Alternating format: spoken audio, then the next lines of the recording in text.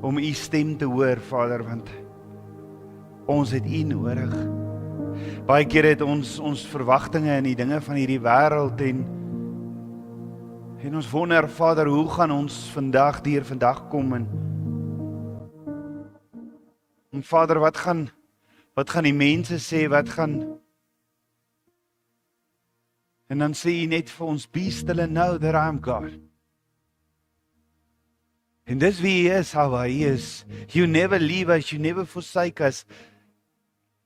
U is ons voorsiener, U is ons beskermer. En daar waar ons harte soms gebroken is, daar waar ons seer is, daar waar ons soms alleen staan, I will still follow you.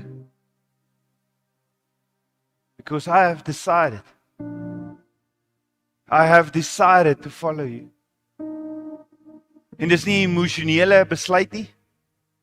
Nee, dit is wat U ons leer in die woord, dis liefde, agape liefde, is 'n besluit en ek het daai besluit gemaak en ek sal U volg, even if I have to go alone. Even if I have to go alone. Ja, Papa God, partykeer dink ons, dit is so amazing as ons baie kinders van U bymekaar kom en ons worship U en die emosies hardloop so hoog maar Vader, wanneer ons alleen is, wanneer ons 'n klein groepie is, met nog meer siel en passie wil ons U dien, want U is waardig. En ons het U lief nie net weens emosies wat gehype word nie. Nee, ons het U lief en ons sal U aanbid. Al moet ek alleen hier by die kerk bymekaar kom, by U voete kom sit. Because I really, really love you. I really seek your face. En waarlik in my hart dat ek soos Moses volgend, Abba, I want to see your glory. I want to see your glory. Ek wil U stem hoor, Abba, net U stem. Ek wil U hand sien, Abba. Jy is 'n lewende God en Abba, dankie dat U my roep na 'n intieme verhouding, 'n verbondsverhouding, 'n vennootskap. Dankie dat U my gecreate het met purpose. En vat hierdie vooropgestelde idees en hierdie aannames wat ons so maklik maak. Kom was ons skoon daarvan en mag ons hart klop net vir U. Vader, voor U kniel ons alleenlik, U is waardig. Ons vra, Vader, vergewe asseblief ons sondes. Was ons met die waterbad van die woord. En Vader, elke woord wat gespreek word uit U troonkamer, leer ons net die waarheid. Was ons skoon van eie dinge asseblief, Vader. Was ons skoon van ons eie doktrines en geskiedenis en godsdiens en leer ons net die waarheid. Ja, Vader, U is heilig, heilig, heilig. Ons eer U, ons loof en ons prys U. Ek bid dit alles in Yeshua Messiah se naam, die seun van Jotewawai. Amen, amen, amen.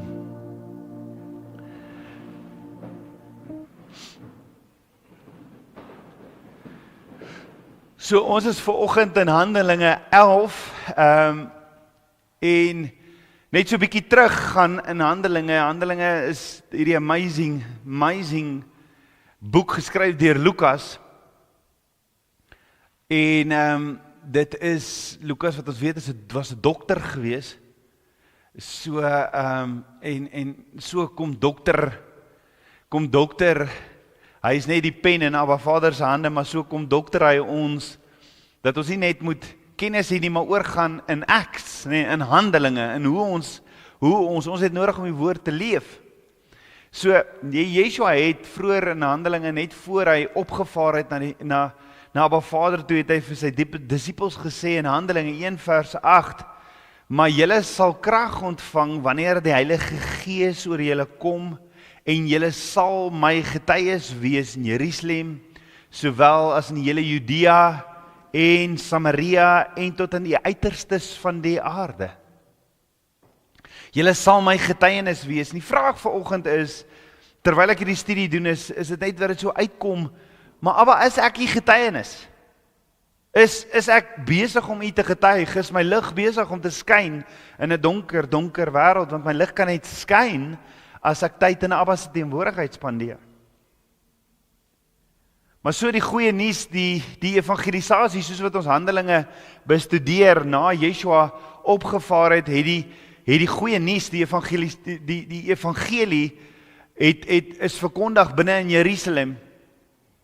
En dit het verder en verder versprei, en ons het gesien hoe dit na Samaria toe was, en hoe die Heilige Gees vir Filippus in Samaria sê, los alles net daar, gaan na Gaza toe, want daar's 'n man in 'n ossewa, gaan verduidelik die woord, en so het ons nodig, wanneer die Heilige Gees ons lei om iets te doen, om dit te gehoorsaam. En die vraag is, hoe baie kere breek ons nie die Heilige Gees nie? Hoe baie kere dink ons, ek weet nou nie van dit nie, moet ek nou alles los, die kerk los en daarin soek mekaar gaan die woord verkondig as die Heilige Gees het op ons pad gesit het. Hoe baie kere blok ons nie die Heilige Gees om ons te kry nie. Hoe baie kere stop ek dalk by 'n robot en daar loop 'n persoon en ek weet ek moet nie net vir daai persoon geld gee nie, ek moet vir daai persoon bid. En dan vermy ons daardie stem wat ons so duidelik hoor, want ons het verskonings, en dan ry ons maar aan, nee. Maar baie keer raak hy se gevoel so sterk, dat jy weet, jy moes gestop het nie, dat jy sal selfs omdraai en terugry na daardie persoon toe. 'n Paar keer met my het dit al gebeur. Maar hierdie evangelie is verkondig, en ons weet, Yeshua het vir Petrus die sleutels van die kerk gegee, en die een laaste groot hekkie wat hulle moes oorkom om die evangelie te gaan verkondig, was om die evangelie aan die heidende te gaan verkondig. En ons weet, dit het gebeur met Petrus, wat hierdie boodskapper was van Abba Vader, en Cornelius en sy mense, wat die ontvanger van die boodskap was. Hulle was heidene, en ons ken die storie, ons het lank daarby stilgestaan in Handelinge 10. En Cornelius hulle het Yeshua aanvaar, toe Petrus by hulle kom, en hy vir hulle die evangelie vertel, en terwyl hy die evangelie vertel, het die Heilige Gees op hulle geval, het oor hulle gekom. Maar nou in Handelinge 11 keer Petrus en die 6 Jode wat saam met Petrus gegaan het, ek het vroeër genoem in Handelinge 10, ek wonder hoekom het die 6 Jode saamgegaan. Ek wonder hoekom het die 6 Jode saamgegaan. En nou sien ons, gaan Petrus en hierdie 6 Jode gaan terug Jerusalem toe. Ek wil amper sê, en ek gaan dit nou verduidelik, hulle gaan terug, hulle het nou gaan evangeliseer, Heilige Gees het op hulle hart gesit om na Cornelius hulle toe te gaan, hulle die boodskap gaan verkondig, nou gaan hulle terug kerk toe. Maar nou is dit nie so maklik nie. Want die woord loop. Stories gaan hulle self vooruit. Stories gaan, so die kerk het klaar gehoor wat het by Cornelius hulle gebeur, en die kerk is kwaad. Voor ek myself vooruit hardloop, kom ons lees saam, Handelinge 11, hierdie, gaan Petrus en die 6 Jode saam met hom terug na Jerusalem, en in Handelinge 11 vers 1 tot 3 staan, hoor wat staan daar, en die apostels, Handelinge 11 vers 1 tot 3 sê, en die apostels en die broeders wat in Judea was. So die apostels is die disippels, hulle wat Yeshua aangestel het, en die broeders. Nou as die woord praat van broeders, dan weet ons dit is medegelowiges. So die apostels en die broeders wat in Judea was, het gehoor dat die heidene ook die woord van God aangeneem het. En toe Petrus opgaan na Jerusalem, het die wat uit die besnydenis was, met hom getwis en gesê, by onbesnede manne het jy in hulle huis ingegaan en saam met hulle geëet. Petrus, wat doen jy? Ek sommer nou my eie bewoording daarby. En ons weet Petrus self, hy was 'n Jood en die Jode het nie geglo, die Jode het geglo dat heidene onrein is. En dat hulle nie eers met hulle mag meng nie. Nog minder saam met hulle eet, nog minder die evangelie aan hulle moet verkondig. Jy vermy hulle. En Abba Vader het geweet, dit was die Jode se persepsie. En veral Petrus se aanname of sy godsdiens. En daarom het Abba Vader vir Petrus 'n visioen gegee in Handelinge 10. Maar onthou Petrus se kerkmense, Petrus se medegelowiges het nie die visioen gekry nie. So, hulle het verseker gedink Petrus het die pad buister geraak. Iets het met hom gebeur. Hy het iets gerook of iets, want hoe gaan hy by heidene in? En soos wat baie kerkmense vandag nog doen, as jy byvoorbeeld, as Abba Vader jou leer oor sekere waarhede in sy woord, dan sal mense vir jou so aankyk, hoorie, waar het jy die pad buister geraak, as jy nou die Sabbat op 'n Saterdag wil vier? Hoe kan jy die Sabbat onderhou op 'n Saterdag? Hoeveel Christene vra dit nie? Mense van die kerk. So in Handelinge 11 getuig Petrus oor wat in Handelinge 10 by Kornelius se huis gebeur het. So dit wat in Handelinge 10 gebeur het, die evangelie aan die heidene, nie die verkeerde doktrine wat verkondig word, dat Abba Vader jy weet, Handelinge 10 word aangehaal as die gedeelte in die Bybel wat sê, ons kan nou maar vark eet. Ons kan nou maar vark eet. Heeltemal uit proporsie, heeltemal uit vals aannames gegee. Dit is Handelinge 10 word gebruik, wat glad nie, Abba Vader het nie vir Petrus 'n visioen gegee, om vir hom te sê, oor die eet nou maar net wat jy wil nie. Abba Vader stel nie iets in, en dan vat hy dit weg nie. Abba Vader doen nie dit nie. Hy gee ons die eetwette in sy woord, want hy wil ons beskerm. So, dit wat in Handelinge 10 gebeur het, die evangelie aan die heidene, dis waaroor Handelinge 10 gaan, nie oor die dieetwette wat Abba Vader kom wegvat het nie. En dit is so belangrik dat die evangelie aan die heidene verkondig word, dat dit 2 keer opgeskryf is, nie 3 keer opgeskryf is in die woord. Hierdie gebeurtenis van Kornelius. En as iets 2 keer of 3 keer herhaal word in die woord, is dit baie, baie belangrik. Maar dit is interessant hoe die nuus geloop het, want in Handelinge 11 vers 1 staan, die apostels en die broeders wat in Judea was, het gehoor dat die heidene ook die woord van God aangeneem het. So voordat Petrus en sy 6 manne wat saam met hom gegaan het, by Jerusalem kom om te getuig oor wat gebeur het die apostels en die broeders wat in Judea was, reeds dit gehoor, en hulle het gehoor, maar hoor wat het Petrus gedoen, en toe maak hulle vooropgestelde idees, of hulle spring baie tot hulle aannames en hulle gevolge.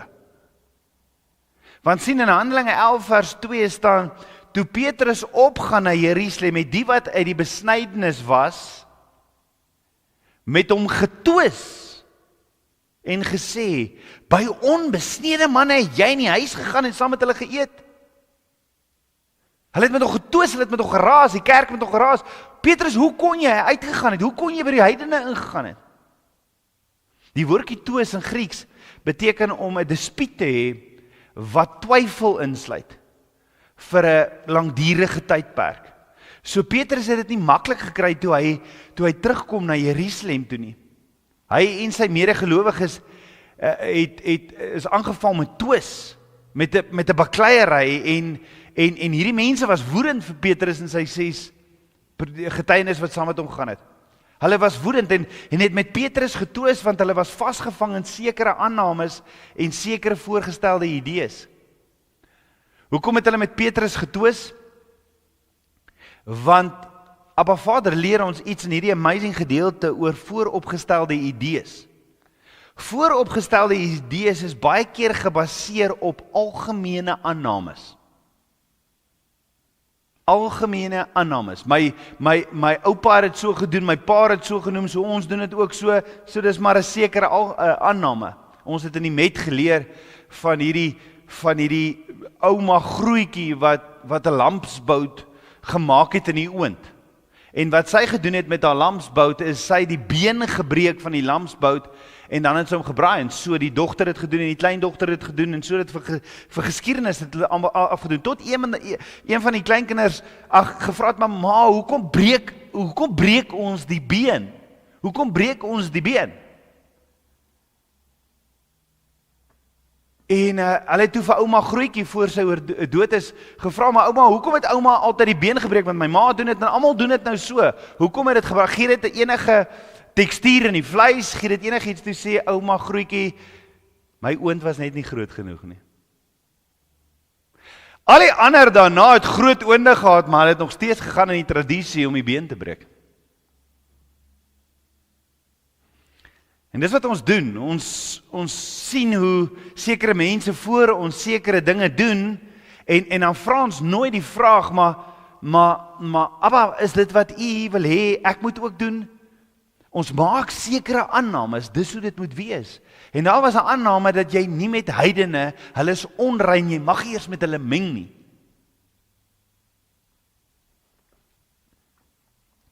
Jy sien, vooropgestelde idees is baie keer gebaseer op algemene aannames of ervarings wat nie die volle prentjie van 'n situasie of 'n persoon weerspieël nie. Dis nie die volle prentjie nie.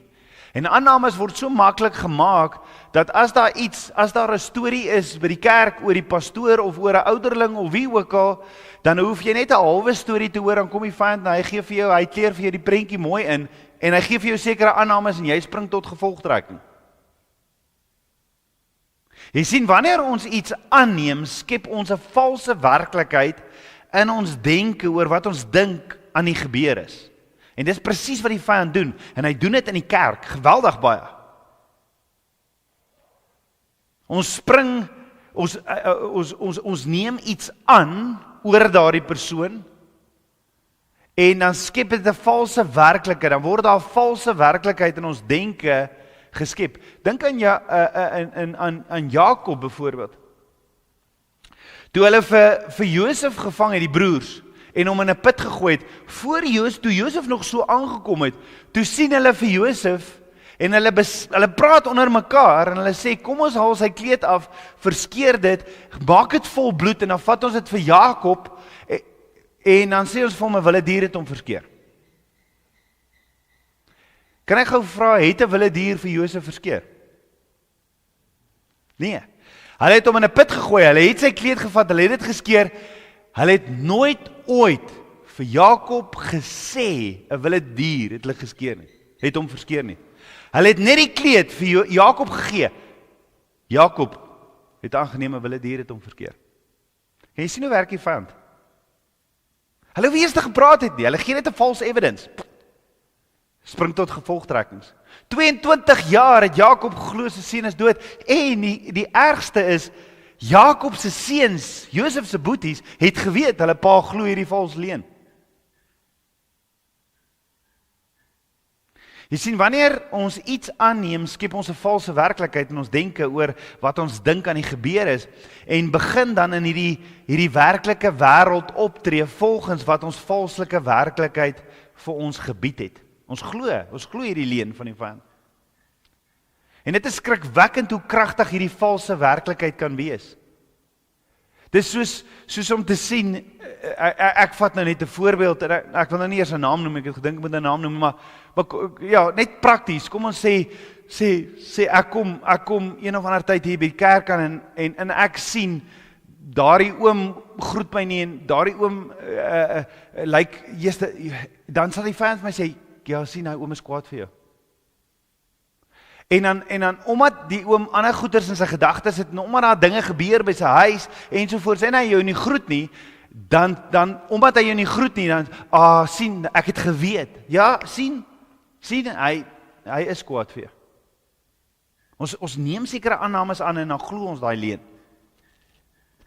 Dis hier waar die vyand met jou praat, jou gedagtes begin te dwaal, en jy begin om aanvalle en strategieë te beplan, as ook hoe om te reageer op iets waarvan jy geen idee het of wat waar is nie. Baie verhoudings is al vernietig in die kerk, in huwelike, in verhoudings, weens die sonde van aannames. Ons maak sekere aannames. My man het laat gewerk, is seker die sekretaresse. Ons maak sekere aannames en vermoedes, en dan het ons hierdie vooropgestelde idees, en die vyand hardloop met ons weg. Nou die woordjie aanname, hierdie is vir my amazing mooi. Die woordjie aanname in die oorspronklike Hebreëus is die woordjie zoet. In Hebreëus, hierdie Hebreëse woord zoet, het 3 letters, wat gespel word met 'n zayin, 'n jot en 'n dalet. Nou ons weet dat elke letter in Hebreëus teken vir ons 'n prentjie. En dit noem ons die piktogram prentjie. So in kort, die oorspronklike piktogram prentjie van elkeen van hierdie letters skilder vir ons iets. So hoor gou, die eerste letter is die zayin, dis hierdie prentjie van 'n dolk, of om te sny, of die lem van 'n ploeg. So is kom ons vat hierdie prentjie van 'n lem van 'n ploeg. En die tweede letter is die letter jot. En die prentjie van 'n jot is 'n hand, of die regterhand van Abba Vader, en dui op krag en goddelike hulp. Goddelike hulp.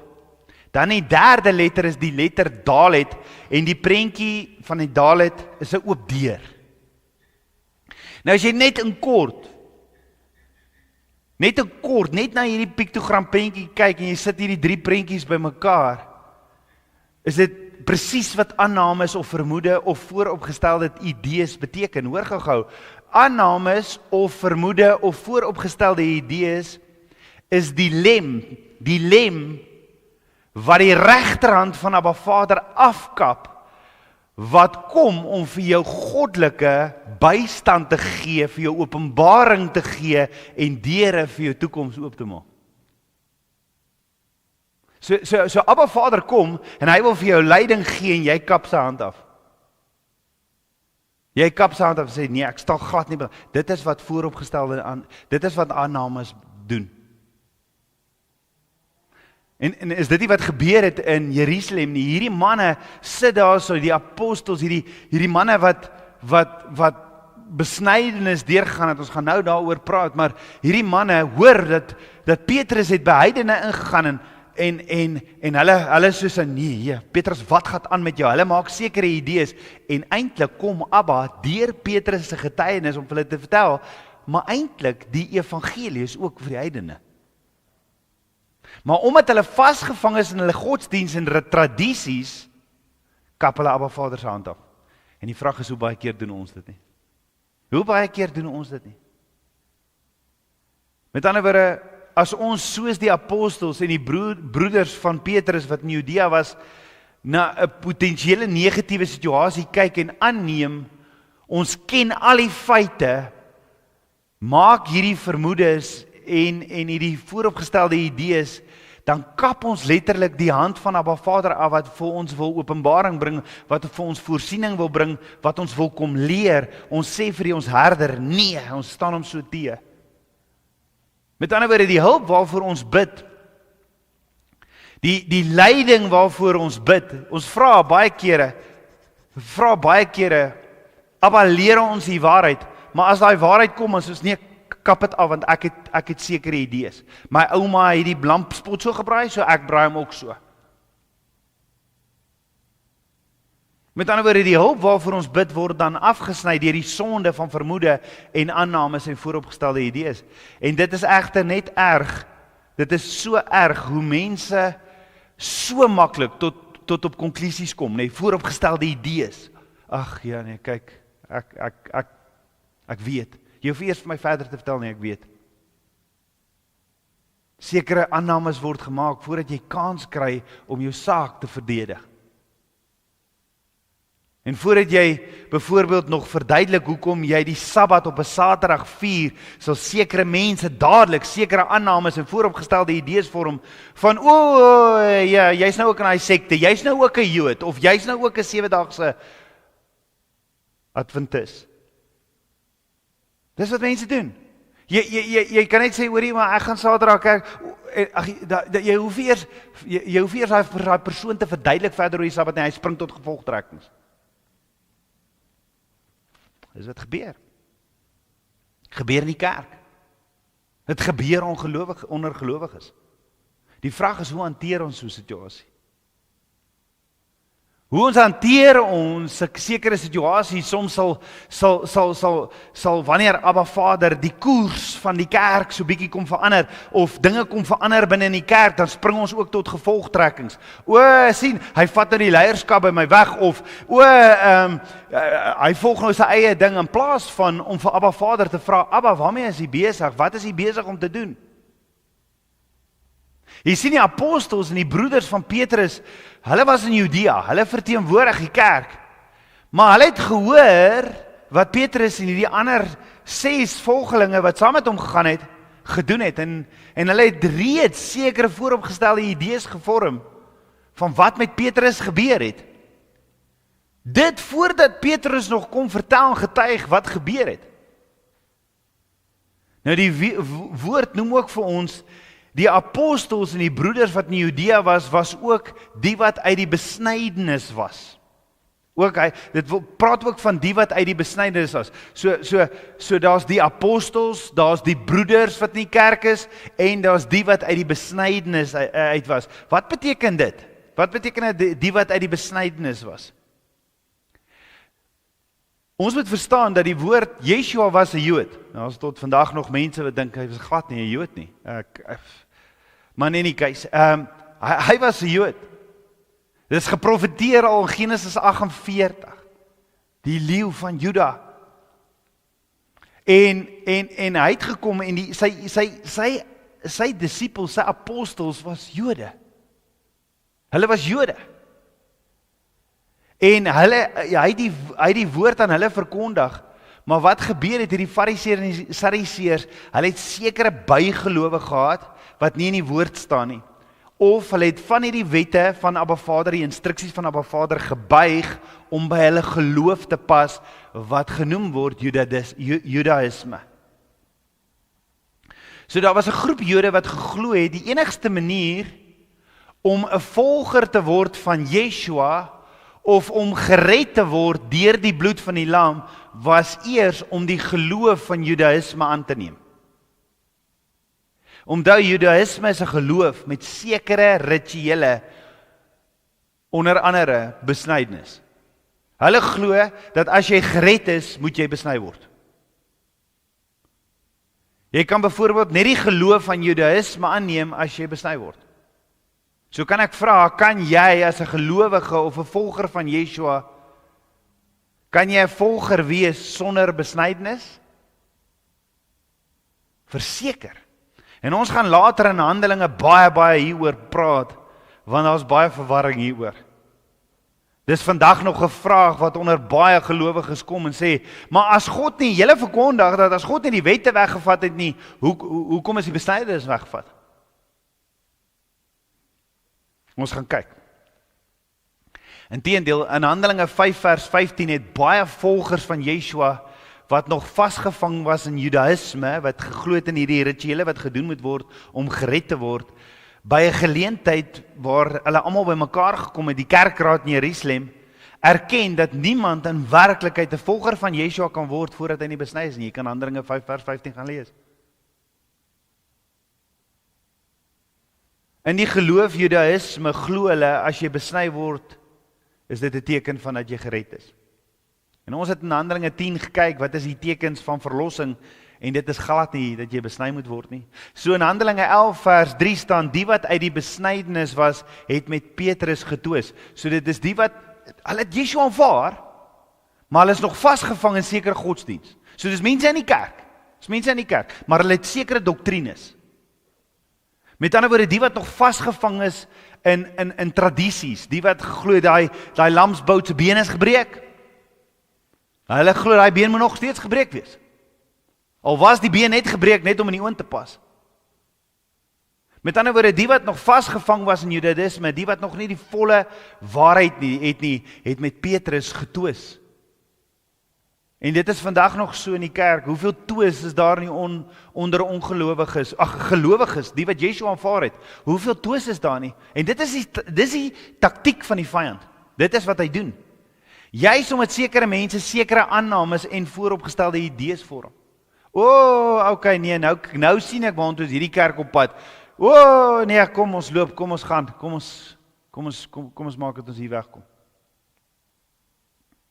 Nou soos ons al baie keer ook genoem het, vir 'n Jood was dit heeltemal taboe. Dit was hulle godsdiens vir Judaïsme, die wat vasgevang was in godsdiens, was dit heeltemal taboe om met onrein mense te meng. 'n Jood wat vasgevang was in Judaïsme het nie gemeenskap met onbesnede mense gehad nie en het ook nie saam met hulle geëet nie, nog minder deelgemaak aan die kerk. Maar vir wie het Yeshua die sleutels van die kerk gegee? Vir die wat met Petrus toos in Jerusalem, het Yeshua vir hulle die sleutel gegee? Of het Yeshua die sleutel van die kerk gegee vir die een wat op pad is om te gaan getuig wat gebeur het in Cornelius' huis? Nee, Yeshua het die sleutels vir Petrus gegee en Abba Vader het vir Petrus opgerig om al die taboes te kom verpletter. En kyk, as jy nou dit doen, dan raak dit moeilik. Want sekere mense het klaar hierdie vooropgestelde idees, hulle gaan nie eers verder praat nie, hulle just disappear. Hulle loop uit die kerk uit. En dit is snaaks, want wanneer Abba jou plant, wie is jy om jou te ontplant en te gaan na 'n ander grond toe? En die boom wat geplant is in grond, as hy nie in die grond is nie, hoe gaan hy vrug dra? Maar ons neem sekere aannames en dan sê ons, nee, kyk, daar gaan dit. In plaas van om deel te word van die intersessie dat ons huis van gebed is, dat Abba Vader ons net sal lei in sy waarheid. En miskien is daar 'n moontlikheid dat ek vooropgestelde idees het. Miskien kap ek Abba Vader se hand af. Hy kom juis om vir my die waarheid te verkondig en dan kap ek Abba Vader se hand af. Yeshua het vir Petrus die sleutels van die kerk gegee en hy moes toegelaat het dat Abba Vader homself ook leer. En ons het Handelinge 10 gesien. Dit was vir Petrus moeilik. Hy moes self van sy eie godsdienst, sy eie aannames, sy eie vooropgestelde idees moes hy ontslaag geraak het. Maar so, omdat Petrus by die onbesnydenis die heidene gaan kuier het en aan hulle die evangelie gaan verkondig het, daarom was hierdie mense in Jerusalem, die mense van die kerk, was woedend. En hulle het met hom getwis toe hy daar aankom. En die vraag is, hoekom moet ek en jy ook versigtig wees vir vooropgestelde idees of aannames? Hoekom moet ons so versigtig wees tot gevolgtrekking spring? Jy sien, vooropgestelde idees of aannames kan jou denke vernou en jou nie toelaat om dit wat Abba Vader jou wil leer, hierdie openbarings, hierdie inligting wat hy jou wil leer, in ag te neem. Jy het 'n onleerbare gees, jy sny jouself van Abba Vader af. Wanneer ons 'n vooropgestelde idee het, is ons geneig om ander mense of situasies te beoordeel. En mag ons oordeel? Ons beoordeel met 'n beperkte lens. Ons kyk deur my lens in plaas van deur die lens van Abba Vader. En dit lei tot misverstande, dit lei tot diskriminasie en die bevordering van negatiewe stereotypes. So as jy iemand of iets beoordeel op grond van 'n vooropgestelde idee of 'n aanname, kan dit jou vermoë om empatie en begrip te hê teenoor ander mense. Dit beperk dit. Ja, die woord sê ons met mekaar lief hê. Maar nou kom vooropgestelde idees en iemand en ek vat hierdie vooropgestelde idees. Daai liefde verdwyn. Dit raak jou enemy, die persoon in die kerk. En dis wat verhoudings beïnvloed. Dis die taktiek van die vyand. Dis wat hy doen. Want hy wil skeuring bring. Wanneer ons vasgevang word in vooropgestelde idees, raak ons dalk minder geneig om dit wat Abba Vader vir ons wil leer te ontvang of objektief te evalueer. En dit kan jou vermoë om regverdig en duidelik te dink belemmer. En dit is baie gevaarlik wanneer iemand kom om jou iets te leer. Vat nou maar byvoorbeeld die Sabbat. Nie tot gevolgtrekking te spring dat, julle is deel van, julle is 'n Joodse sekte of julle is deel van 7-daagse Adventiste nie. Miskien moet ek uithoor en toelaat dat daai saad op my hart geplant word en wag voor ek hierdie mond gebruik en my vooropgestelde idees en my aannames uit te blaker. Dit kan jou vermoë om regverdig, duidelik te dink belemmer. Hierdie aannames. Om altyd vas te hou aan jou godsdiens en jou vooropgestelde idees kan jou groei as 'n individu belemmer in jou verhouding met Abba Vader. Vooropgestelde idees of aannames kap Abba Vader se regterhand wat uitstrek, sy regterhand wat uitstrek na my toe en vir jou, my en sy hand uitgee om ons te lei en ons te leer, want hy is ons goeie herder. Ons sê nie, ons kap hy hand af, want my oupa het so gedoen, my pa het so gedoen. Hulle het almal het nog altyd geglo, jy moet klein gedoop word, so nou kap ek 'n hand af wat met die waarheid wil kom leer, want hulle almal het dit so gedoen. En was hulle nou almal verkeerd? Wat is Abba Vader jou roep? Om die waarheid te leer. Hoekom het al die mense voor Petrus hierdie vooropgestelde idee gehad van, jy sny die heidene af? Wat van hulle oupas, wat was hulle almal verkeerd? Ja, Abba Vader het dit vir Petrus kom leer. En Petrus het dit vir die mense kom leer. Petrus moes self leer. En jy kap hierdie hand af van Abba Vader wat jou wil lei en jou wil leer. So wat het Petrus gedoen met broeders in die kerk, met medegelowiges wat aannames maak, wat met hom kom twis en hom veroordeel het? Wat doen Petrus? Want dis 'n goeie vraag, want baie kere, wanneer jy na familielede toe gaan, na vriende toe gaan, of selfs in die kerk, wanneer jy die waarheid verkondig, dan is daar mense wat met jou wil twis, en wat met jou 'n geveg wil opsit. So kom ons kyk wat gebeur. Wat doen Petrus? So ek gaan vir ons Handelinge 11 vers 4 tot 18 net lees, en dan gaan ons 'n paar dinge daar uithaal, en jy gaan hoor, dis totaal al net 'n herhaling van wat in Handelinge 10 gebeur het. So Handelinge 11 vers 4 begin, en Petrus het begin.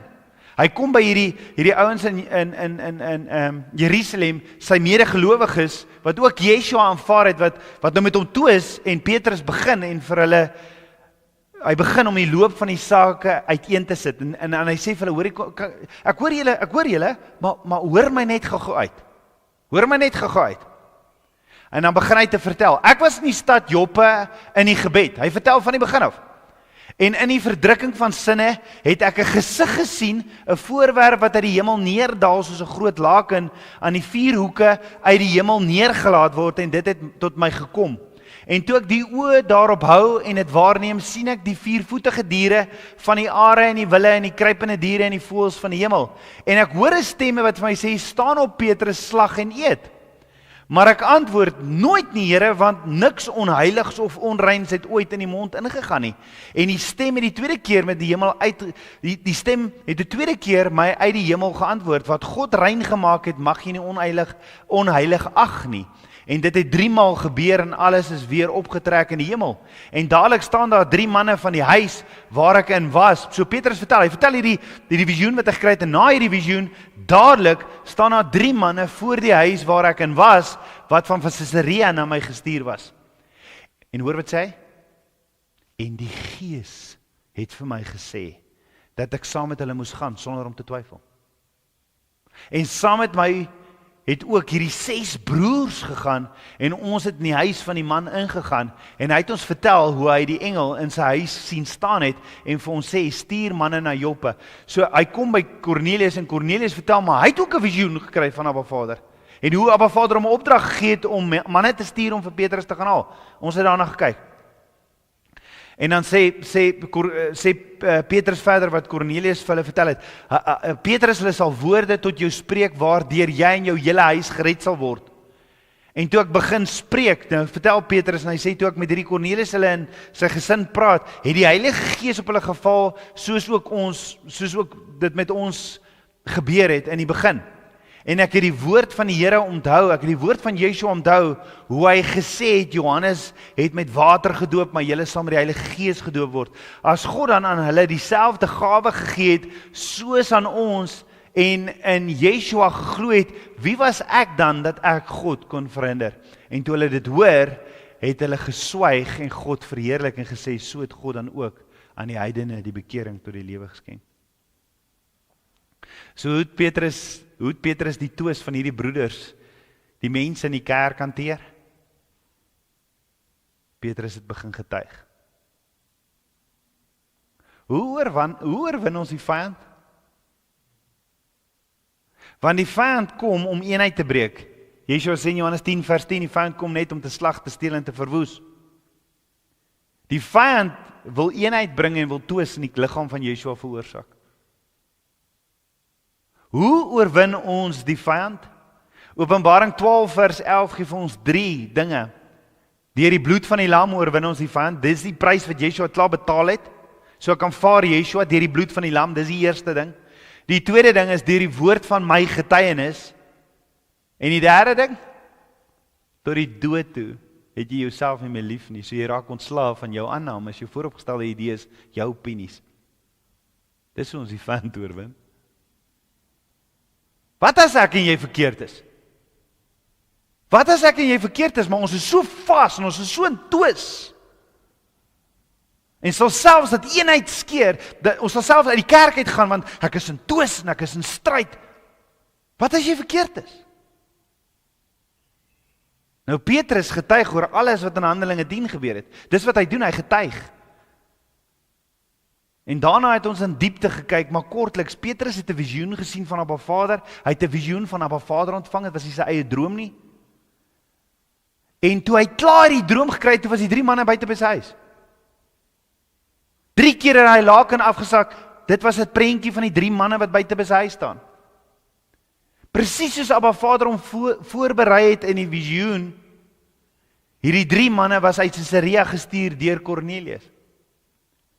En dit is vir my so mooi, want Petrus sê in Handelinge 11 vers 11 tot 12, en dadelik staan daar 3 manne voor die huis waar ek was, wat van Caesarea. So hy verduidelik die visioen wat hy eintlik gekry het. Hier staan die 3 manne toe. Hier staan die 3 manne toe. Dit was die betekenis van sy visioen. En dan sê hy, hierdie is vir my die mooiste wat Petrus doen. Hy sê, en die Gees het vir my gesê.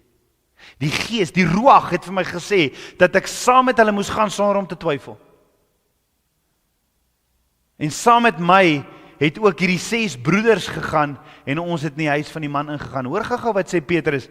Petrus getuig, hy sê Ruach, Heilige Gees, het hom beveel, om saam met die 3 manne te gaan, sonder om te twyfel. Oeps. Julle broers wat met my stry by die kerk, gaan ek julle please, of gaan ek die Heilige Gees gehoorsaam? Ek weet ons het sekere aannames, en ons doen dinge by die kerk so, maar Heilige Gees het vir my gesê, ek moet saamgaan, so, julle neem my kwaadlik, julle wil met my twis, maar Heilige Gees het vir my gesê, sonder om te twyfel, wat ek moet doen. Vir wie gaan ek luister? Vir wie gaan ek en jy nog luister? Gaan ons luister vir Heilige Gees, of gaan ons nog vasstak in tradisie?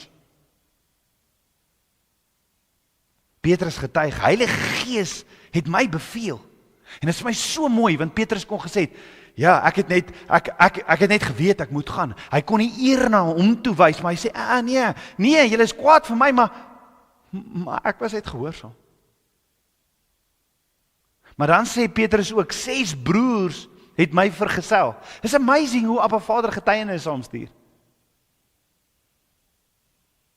Want wie het hierdie 6 broers? Ek kan nêrens lees dat Petrus hulle gesmeek het om saam met hom te gaan nie. Nee, Abba Vader sit dit op die hart.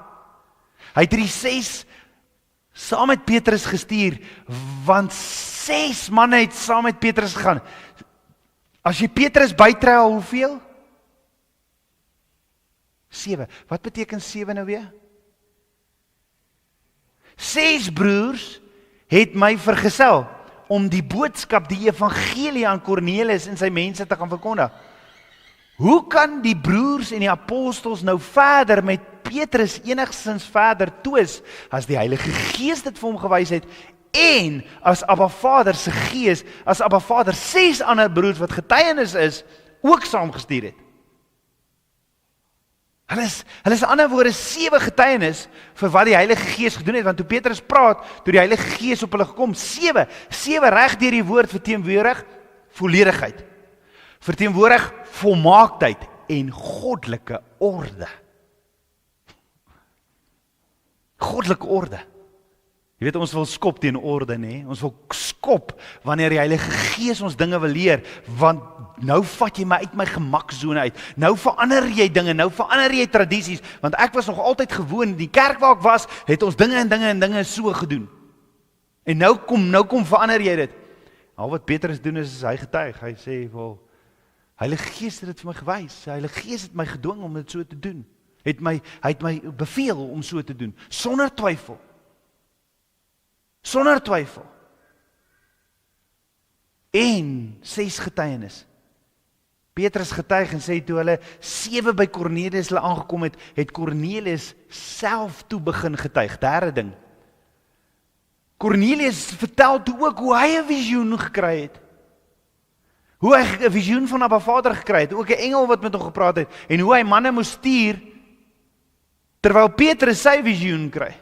Met ander woorde, Petrus sê, dieselfde lewende God wat ons dien, en wat met ons praat ook met die heidene. Petrus getuig eintlik, en hy sê, Abba Vader het die boodskapper, en die ontvanger van die boodskapper, het sy hart uit hy voorberei, deur vir hulle visioene te gee. Petrus getuig en sê, ek was net 'n instrument in Abba Vader se hande. Petrus vat nie eer vir homself of vir die 6 manne wat saam met hom gegaan het nie. Petrus getuig. Dit was alles deur Abba Vader georkestreer. Dis wat Petrus doen. Petrus getuig en vertel vir die apostels en vir die medegelowiges in Yeshua en sê, toe ek begin praat het, toe die Heilige Gees op hulle geval, soos in die begin op ons, soos die Heilige Gees op ons geval het. Petrus getuig en vertel, die Heilige Gees het ook my laat onthou, wat Yeshua ons geleer het, toe Yeshua in Handelinge 1 vers 5, net voor hy opgevaar het na die hemele, toe Yeshua gesê het, Johannes het wel met water gedoop, maar julle sal met die Heilige Gees gedoop word. Petrus getuig en sê, Yeshua het vir die heidene ook dieselfde gawe gegee as vir ons. Die gawes van die Heilige Gees is vir almal wat glo in Yeshua. Hoor gou. Petrus getuig en Petrus sê in Handelinge 11 vers 17 tot 18, as God dan aan hulle dieselfde gawe gegee het, as God dan aan die heidene dieselfde gawe gegee het, soos aan ons wat in Yeshua glo, wie was ek dan, dat ek God kon verhinder? Ek weet julle is kwaad vir my, maar as Abba Vader die Ruach op hulle laat val het, wie is ek om Heilige Gees te verhinder? En toe hulle dit hoor, het hulle geswyg en God verheerlik en gesê, so het God dan ook aan die heidene die bekering tot die lewe geskenk. Dit is my gebed vandag, dat Abba Vader alle vooropgestelde idees en aannames wat ons het, selfs in ons kerk, dat ons sal swyg, en dat Abba Vader, dat ons sal getuig, en dat Abba Vader vir ons die waarheid sal leer. Nou, hierdie is 'n uiters belangrike gedeelte. Nie omdat ek so dink nie, omdat dit 3 keer opgeskryf is in die woord. En hier is die vraag, wat beklemtoon Abba vandag vir jou? Wat is Abba besig om vir my en jou te leer? Rolf, is jy besig met sekere vooropgestelde idees? Wil jy nie die waarheid? Is ek nie dalk besig om die hand wat Abba Vader vir my gee met openbarings af te kap nie? Is ek nie besig om dalk mense te verkleineer, mense nie meer met liefde te hanteer nie, want ek het sekere vooropgestelde idees? Dalk het ek 'n probleem met die orde wat Abba ingestel het. Dalk uit my oogpunt sien ek dinge anders. Ek sien nie altyd so maklik soos wat ander volgers van Yeshua sien nie. Want ek is vasgevang in sekere aannames, sekere gelowe, soos Judaïsme, sekere godsdiens. Want daar by daai kerk waar ek was, het ons dinge so gedoen, en nou doen julle dinge aan, nee, julle is sekte, julle,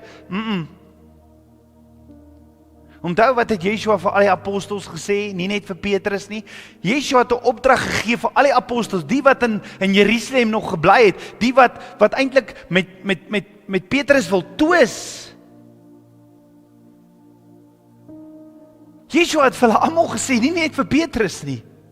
Voor hy opgevaar het na Abba Vader toe, het Yeshua vir hulle gesê, in Handelinge 1 vers 8, julle sal krag ontvang, wanneer die Heilige Gees oor julle kom, en julle sal my getuies wees, in Jerusalem, sowel as in die hele Judea, sowel as in die hele Samaria, tot aan die uiterstes van die aarde.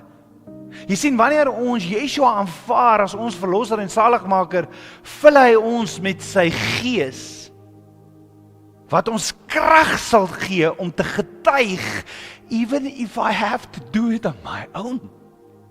Selfs al kan die kerk so in opstand kom teenoor my. Die mense in die kerk.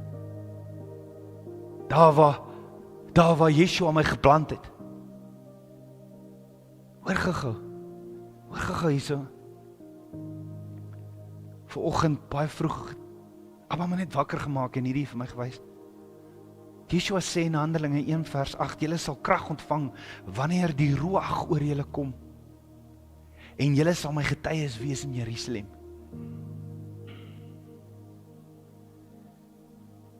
Wanneer die Heilige Gees oor jou kom, sal jy getuig daar waar jy geplant is. In Jerusalem.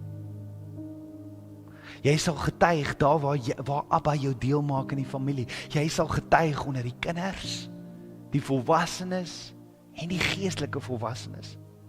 Jy sal getuig. Daar waar Abba jou geplant het, jy sal daar getuig, in Jerusalem. Want Jerusalem in die woord is nie net 'n fisiese stad nie, maar is 'n simbool van Abba Vader se teenwoordigheid, sy verbond met sy kinders en die vervulling van sy beloftes. Jerusalem is die stad van Abba Vader se tempel, sy huis. Jerusalem is die stad waar Yeshua vir ons die prys betaal het. Dis daar waar jy gered word, daar waar toe Yeshua die prys betaal het en jy deel geword het deur die bloed van die lam, daar waar hy uit die dode uit opgestaan het, na dieselfde krag jou gevul het, en daar waar Yeshua opgevaar het met die opdrag vir my en jou. Jerusalem verteenwoordig daar waar Abba Vader jou plan, daar waar jy deel is, daar waar jy deel word in die liggaam van Yeshua, daar moet jy ook getuig, by die kinders, in jou opstaan, in jou sit, daar moet jy getuig, by die volwassenes, by die geestelike volwassenes. Jy moet nie net in Jerusalem bly, soos wat baie van die apostels gebly het, en Petrus uitgegaan het nie. Jy moet daar getuig, maar nie net daar nie. Yeshua het nie gesê, die Gees gaan oor julle kom en getuig net in Jerusalem nie. Nee, hy sê die volgende plek, julle sal my getuies wees Jerusalem, sowel as in die hele Judea. Judea het baie Bybelse gebeurtenisse en baie Bybelse dinge wat ons kan uithaal, maar in kort, Judea verteenwoordig, vir die wat nie gekyk het Woensdag en die vorige Woensdag se Matteus gedeelte, en die huis van Israel bestaan uit in 2 gedeel. Die huis van Israel, die kinders van Israel het in 2 huise verdeel. Die kinders van Israel, die 12 stamme het in 2 huise verdeel. The House of Jews en the House of Israel. The House of Jews het bestaan uit die stam van Benjamin en Juda. Judea verteenwoordig die koninkryk van Juda, die suidelike stamme, Judean, die Jode. So met ander woorde, ek moet nie net stil bly daar waar die Here my plant. Ek moet nie net daar getuig in die huis waar hy my gesit het nie. Ek moet ook vir die wat Jode is, wat vasgevang is in Judaïsme, wat vasgevang is in godsdiens, ek moet ook aan hulle getuig. Ons moet getuig aan die wat ook in verbond is, want die Jode is die wat in verbond is. En dan sê Yeshua, julle sal my getuies wees Jerusalem, sowel as in hele Judea en Samaria. Samaria verteenwoordig die huis van Israel, House of Jews en House of Israel. Dis die 12 stamme. Die 10 noordelike stamme. Samaria was die hoofstad van die noordelike koninkryk van Israel. So Samaria in beide sy historiese en geestelike konteks dien as 'n herinnering aan 'n Vader se gewilligheid om barmhartigheid en genade te betoon, selfs aan diegene wat vroeër heidene as buitestanders beskou is. Maar Vader sê, julle moet gaan getuig. Yeshua sê, julle moet gaan getuig aan die wat in verbond is, die wat uit verbond is. Julle moet gaan getuig. En dan sê Yeshua, tot aan die uiterstes van die aarde. Tot aan die uiterstes. En dit bring ons weer terug na Yeshua se opdrag aan elkeen van ons in Matteus 28 vers 19, waar Yeshua begin en hy gee vir ons elkeen hierdie opdrag. En eendag gaan ons voor hom moet staan, ons koning, en dan gaan ons rekenskap moet gee oor die opdrag wat hy aan elkeen van ons gegee het. Nie net aan Rolf nie. Nie net aan Gerrit, nie net aan Mitchell. Nee, elkeen van ons gaan moet sê wat het ons gedoen, want Yeshua se opdrag aan elkeen van ons is gaan. Moenie net sit nie, gaan. Maak disippels, doop hulle in die naam van die Vader, die Seun en die Heilige Gees en leer hulle om alles te onderhou. En die vraag is ek en jy besig om te getuig? Petrus het gaan getuig. Al het hy opstand gekry in die kerk. Hy het gaan getuig. Petrus decided to follow Yeshua.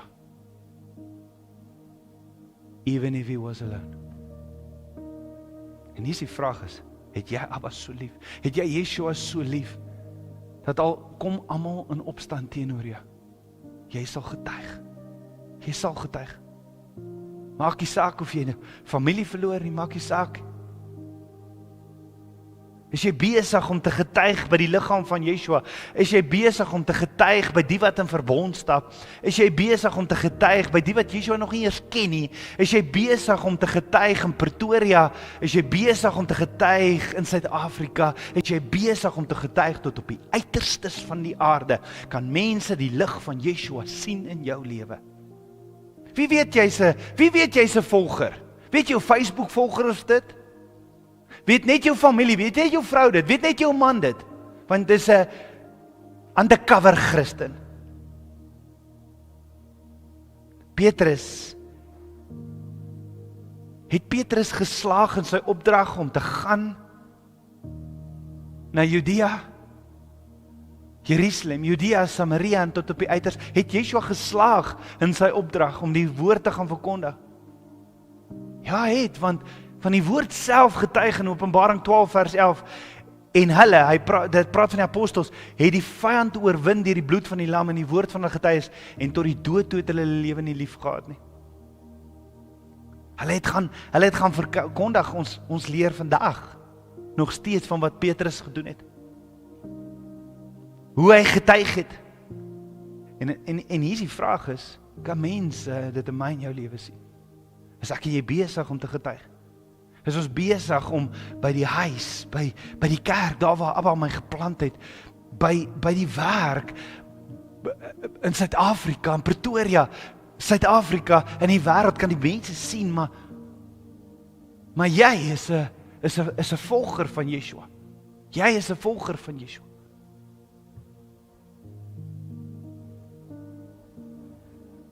Baie kere,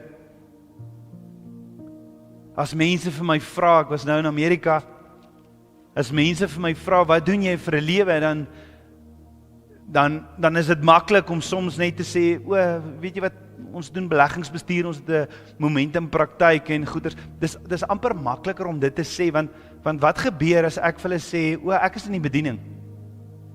Dit gebeur my baie keer op die golfbaan ook, As iemand my vra, hoorie, wat doen jy vir 'n lewe? En ek sê ek is in die bediening, dan verander hulle gesindheid heeltemal. Hulle sou vir die eerste 3 gate wat hulle saam gespeel het, gevloek het soos 'n matroos.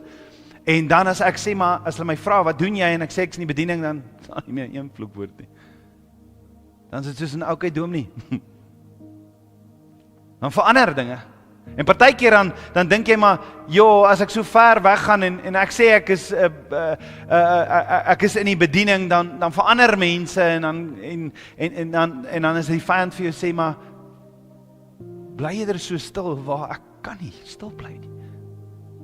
Ek kan nie stil bly nie. Het nou gebeur in Augusta toe ons daar was, ek en Rolof. En hulle vra vir my, maar wat doen jy vir 'n lewe? Ek sê nee, ek is nie bediening.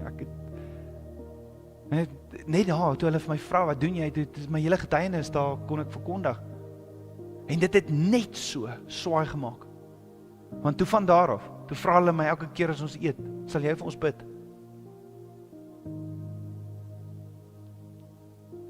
Nou Handelinge 10 en 11 is 'n uiters belangrike gedeelte en dis hoekom ons so lank stil staan hierso, want dit word 3 keer in die woord herhaal. Abba Vader is iets besig om baie belangrik aan ons te beklemtoon. En dalk is dit ook dat ons sekere aannames, sekere godsdiens, sekere vooropgestelde idees, sekere gemakzones moet verlaat en net doen wat Heilige Gees ons lei. Al verstaan ons nie altyd nie. Die vraag is, word my en jou lewenspatrone, word my en jou lewe bepaal deur die Heilige Gees of deur sekere aannames, godsdiens en opinies? Jou koers van vandag, word dit bepaal deur Heilige Gees of jou tradisie?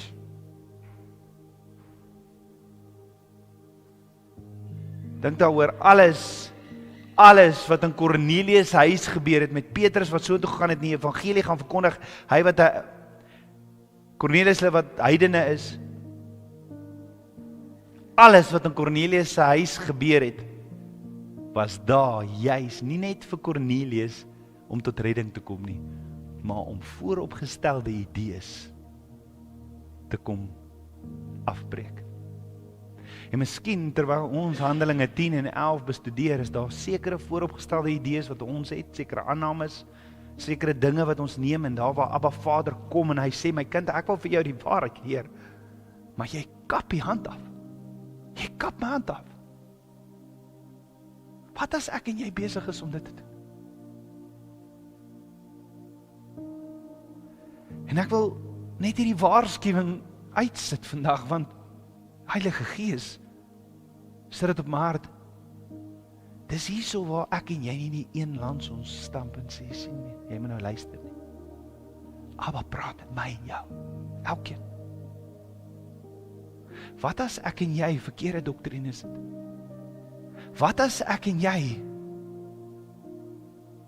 die hand wat na ons toe uitgegee word, besig is om af te kap? Kom ons vra vir Abba, am I guilty in judge? Want ek wil soos Petrus wees. Ek wil my eie opinies los en ek wil gaan waantoe Heilige Gees my lei en waantoe Heilige Gees my beveel. Ek wil gaan en net dit doen. Ek wil net dit doen. Ek wil nie verder meer in opstand wees nie. Ek wil gaan daar waar niemand wil gaan nie. Ek wil gaan daar waar ons nie uitkom nie, in die arm gebiede. Ek wil gaan en die evangelie gaan verkondig, want dit moet nie net in die huis wees in Jerusalem nie, maar in Samaria, Judea, in die uiterstes van die aarde. Ek wil nie meer net vet gevoer word en my eie vooropgestelde idees en nie, ek wil uitgaan en ek wil die woord, die evangelie gaan verkondig. Dit is my opdrag. Dit is my opdrag.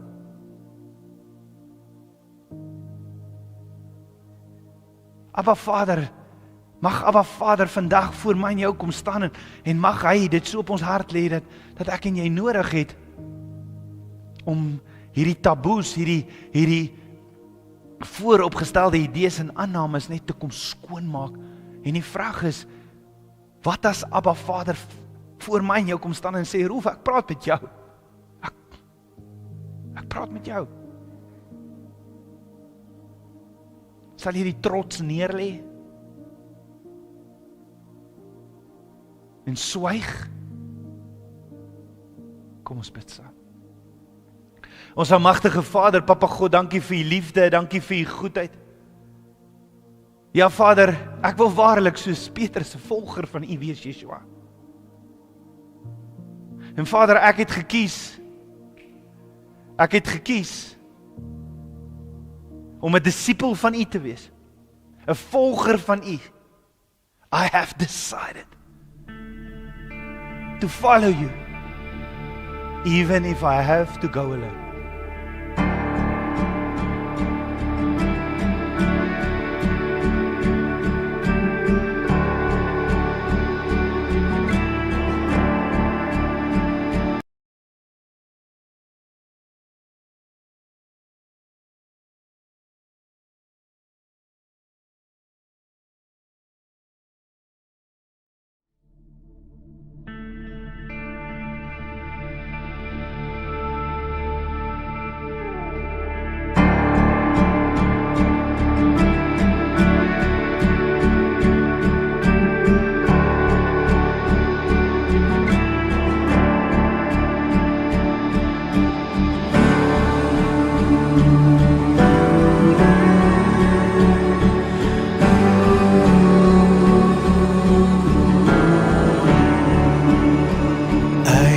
Decided to follow Jesus.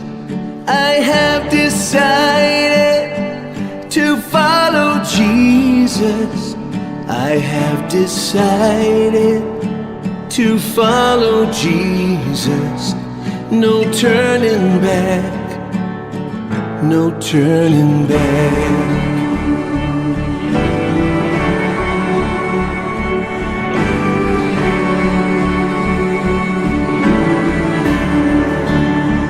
Though none go with me, still I will follow. Though none go with me, still I will follow.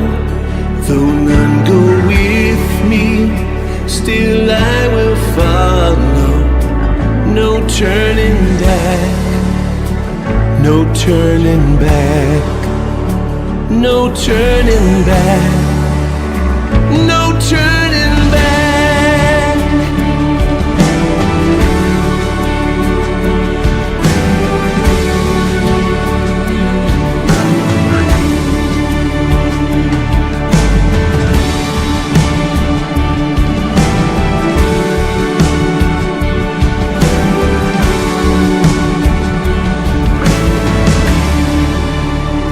The world behind me, the cross before me. The world behind me, the cross before me. The world behind me, the cross before me. No turning back, no turning back, no turning back, no turning back.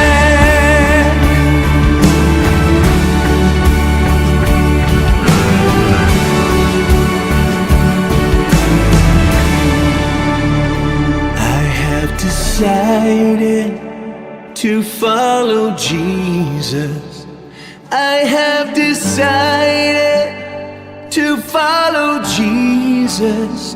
I have decided to follow Jesus. No turning back, no turning back, no turning back, no turning back, no turning back, no turning back.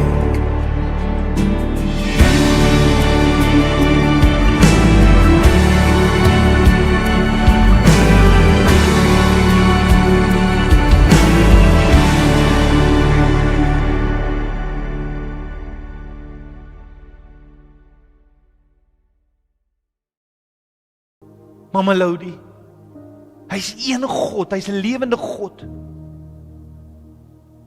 En ek sal die boodskapper wees. Ek sal gaan. I decided to follow you. And I will follow you, even if I have to go alone. Al moet ek alleen preek, al is daar niemand nie. Soos Jeremia en Jesaja. Maar Vader het vir hulle altyd gesê, nee, hier is ek, Abba, gebruik my, en toe sê Abba Vader, maar julle sal profete wees, maar hulle gaan nie vir julle luister nie.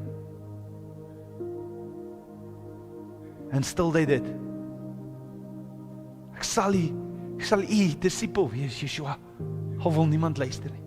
En al kry ek hoeveel opstand, I will follow you. Dankie vir die liefde.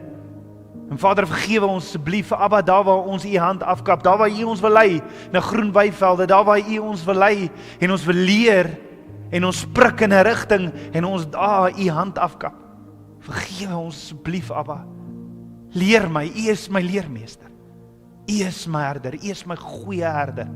En Dawid het dit geweet. U is my goeie herder. Dankie Vader, ek loof en ek prys U, ek bid die seën oor elkeen. Ek bid dit alles in Yeshua HaMashiach se naam, die seën van